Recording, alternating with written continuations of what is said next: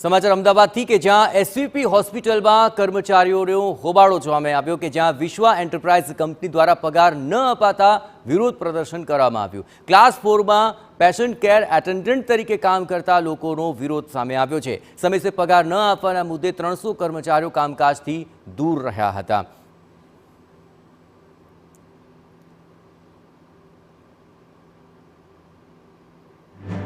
हर वक्त तो अमारी 14 થી 15 में सेलरी आई जाए છે પણ આ વખતે સેલરી નથી આવી। અમને એવું કહેવામાં આવ્યું હતું કે 20 તારીખ સુધીની સેલરી થઈ જશે પણ અત્યારે 20 તારીખની બી સેલરી થઈ નથી। અત્યારે બધો સ્ટાફ નીચે ઉતરી ગયો કે ભાઈ સેલરી કરો।